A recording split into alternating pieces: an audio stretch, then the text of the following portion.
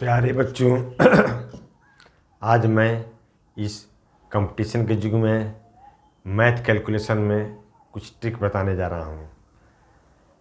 आज के ट्रिक में यह होगा कि 2 अंकों का गुणनफल हम कैसे हल करें, 3 अंकों का गुणनफल हम कैसे एक लाइन में, एक पंक्ति में हल करें।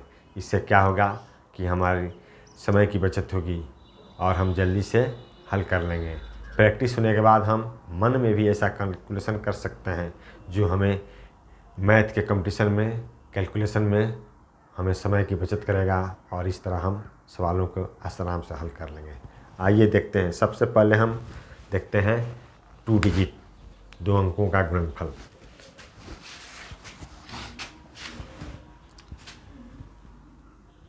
दो अंकों का गुणनफल, मल्टीप्लिकेशन।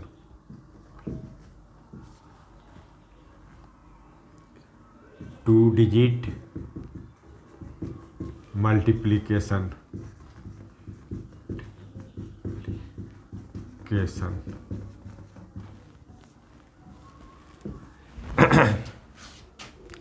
तो इसके लिए कुछ सिद्धांत हैं, सूत्र हैं, नियम हैं, उसको हम लोग का पालन करेंगे तो हमारा ये जल्दी से हल हो जाएगा।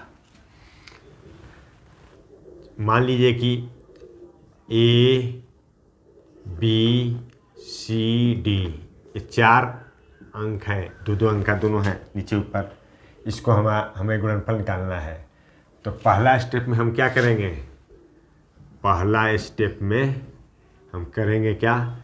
B गुणे D करके लिख लेंगे। अगर इसका गुणनफल 1 डिजिट में आता है तो ठीक है, 2 डिजिट में आता है तो कैरी ले लेंगे, लेकिन 1 डिजिट लिखेंगे। B गुणे D यहाँ लिखेंगे। दूसरा का स्टेप में क्या करेंगे?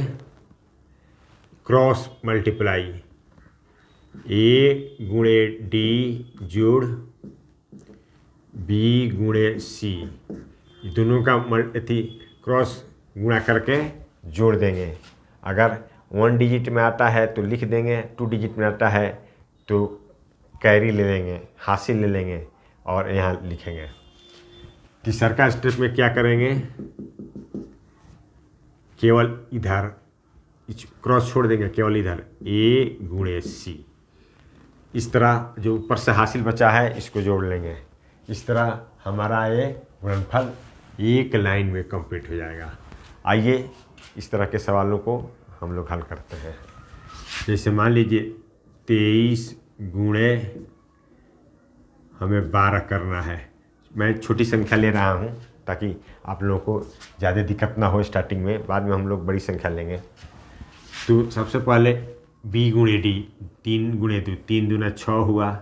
इसके बाद क्रॉस 2 गुणे 2, 3 गुणे 1, तो क्या होगा? 2 दूना 4 और 3 का 3, 4 3 7। और इसके बाद क्या बचेगा? 2 गुणे 1, 2 गुणे 1, 2 का 2।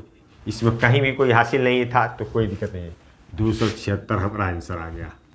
अब आइए एक और इससे बड़ी संख्या लें। 35 गुणे 27। अब देखिए इसमें सबसे पहले 7 5 7 35 का 5 हासिल 3 कैरी हो गया।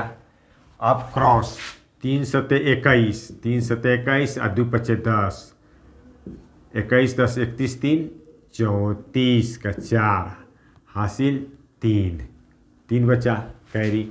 अब लास्ट में 3 गुणे 2, 3 दूना 6, 6 3 9, यही हमारा आंसर होगा। कितना आसानी से आ गया। और एक और बड़ी संख्या लेते हैं, एक और बड़ी संख्या 8 86 गुणे 97। आइए 7 छक पर सबसे पहले ही लेंगे। 7 छक 42 का 2 हासिल 4, कैरी 4 हो गया।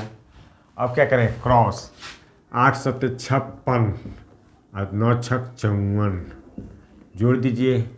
56 54 110, 114 का 4 हासिल 11 हुआ। इसमें कितना है आया हासिल 11। अब क्या होगा लास्ट में 8 गुणे 9, 8 9 72, 11 83, 8342 हमारा आंसर हुआ। तो कहीं कोई तो दिक्कत नहीं है। अब आइए हम इसी प्रकार 3 डिजिट का हल करते हैं। तो 3 डिजिट मान लीजिए कोई संख्या है 125 गुणे 214 है। तो इसके लिए भी वही हम ट्रिक अपनाएंगे, कुछ इसके नियम हैं हम बताएंगे। पहले ही नियम को जान लीजिए। इसके पहला स्टेप में हम क्या करेंगे, 3 डिजिट है, 3 डिजिट का ही गुणनफल है। पहला स्टेप में इसके लिए देखिए ABCDEF, ये पहले हम इसका नमूना बना लेंगे। पहला स्टेप में क्या होगा, इसी तरह C गुणे F। दूसरा स्टेप में इन दोनों का क्रॉस मल्टीप्लाई, B गुणे F जोड़ C गुणे E होगा। अब तीसरा का स्टेप में क्या होगा, इन 6 का गुणन होगा, A गुणे F जोड़ C गुणे D जोड़ B गुणे E। अब हो गया। अब चौथा स्टेप में पहला पंक्ति के छोड़ देंगे, इन चारों केवल लेंगे,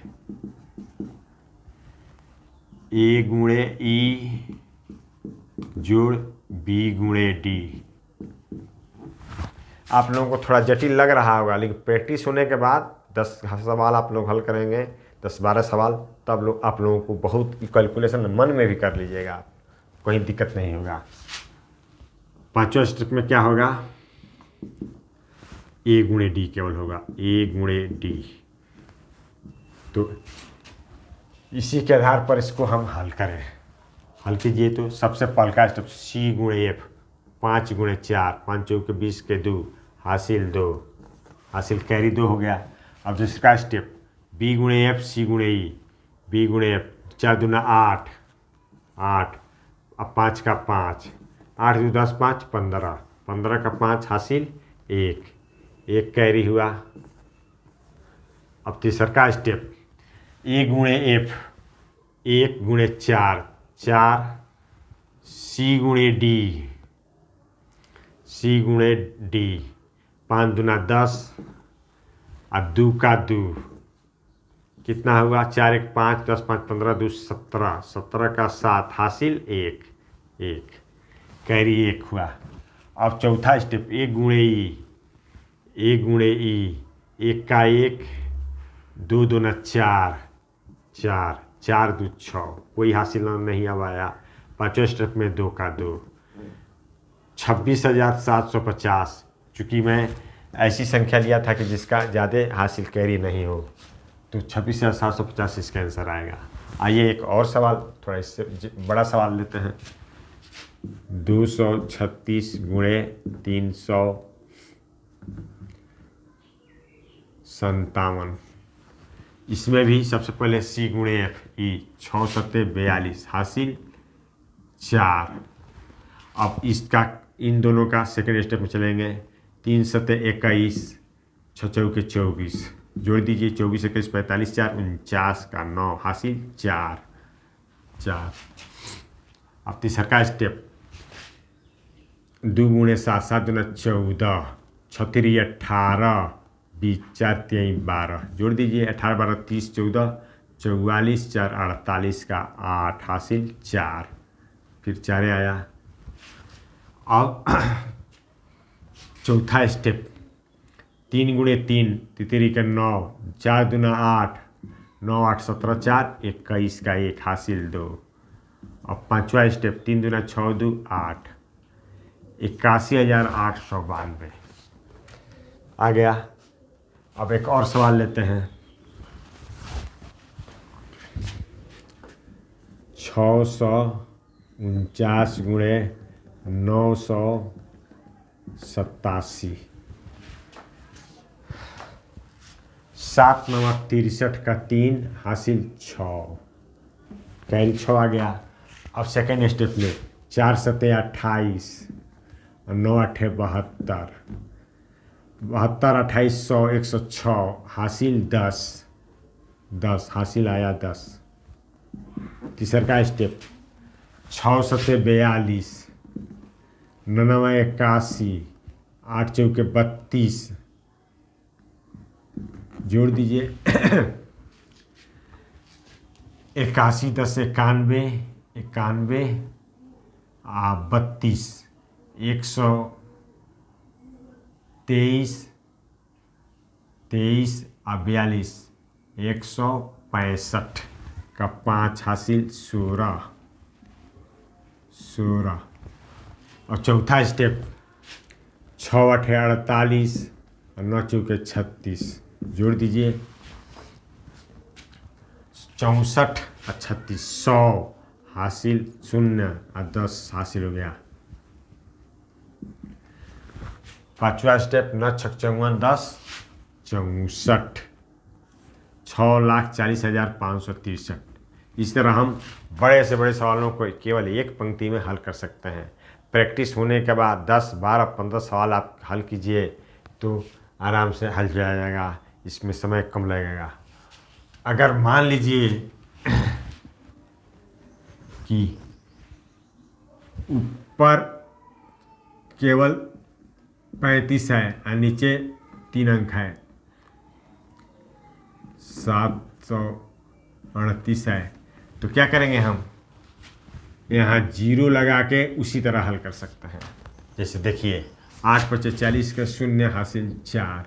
अब सेकेंड रेट 8 3 के 24, 3 5 15, 24 4 28 15 43 हासिल 4, 4।